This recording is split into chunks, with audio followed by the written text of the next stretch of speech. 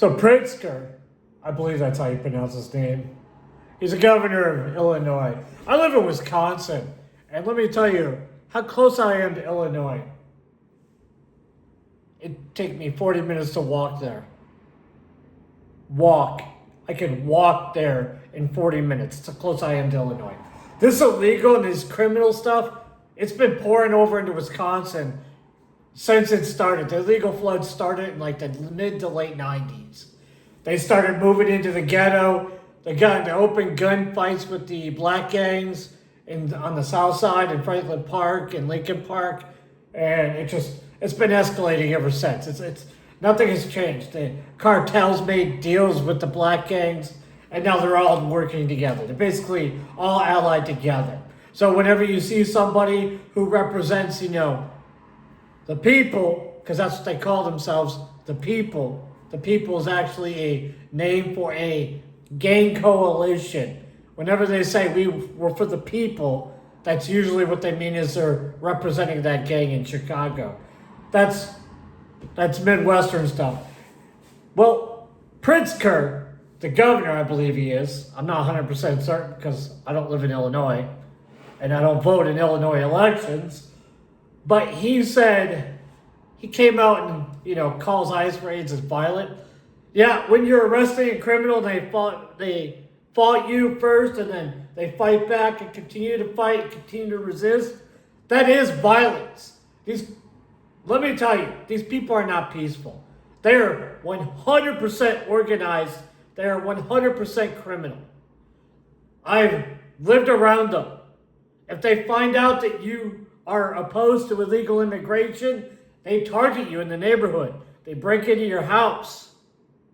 Like, you're generalizing. Illegals do illegal things. That's why they're called illegals. They are illegally in your country. They already invaded and trespassed.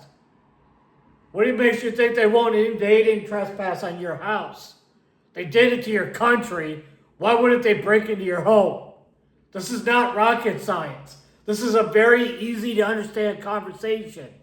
Well, Pritzker says they're arresting people who are brown, have an accent, or don't speak English. There are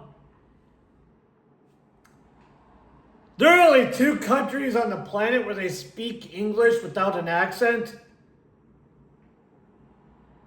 One of them is the United States. So if you're an illegal, like you're here against the law, you probably are both not speaking English and not speaking English without the accent. That's how it works. This isn't an argument anymore. You're just trying to say that these people are racist because the last statement, they're brown. Yeah, this is accurate. And this is accurate because the United States is one of the few countries with a large non-brown population. We're one of the few countries on the planet that has a significant number of pale European-looking people. This is not an argument saying that they're arresting people because they're brown. No, they're arresting them because they're criminals, they're violent, and they don't belong in the country. Pick one of those. It's probably all 3 of them for most of them that they're arresting. The vast majority of them are involved in some kind of illegal activity because the cartels have requirements for you to use their services to become an illegal alien in the United States. They charge you money. They make you do work, put in work, which means in prison gang terms, you're doing illegal things to finance the cartels and the gangs. Whether it be harboring fugitives, stealing firearms, or some other thing of that nature, like storing illegal substances in your home for purposes of distribution and trafficking. Yes, this is how they operate. That's why it's so hard to get rid of them. That's why it's been such a struggle, because first of all, you have to get the government that's infest it with them already out of the way. Infest it with gang members and people paid by gang members.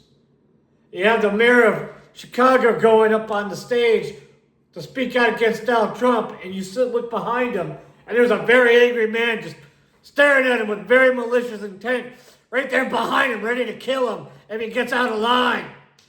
If he says anything that's not appropriate. Take the hint. These are not good people.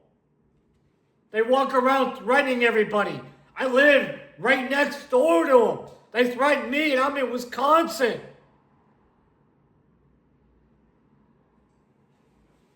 They throw Antifa at you and say, oh, you're being racist. Stop being a fascist.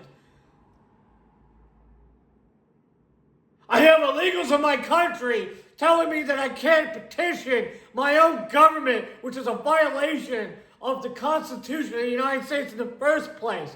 And they're illegally talking to me. They're speaking to me through malicious attacks on my hardware.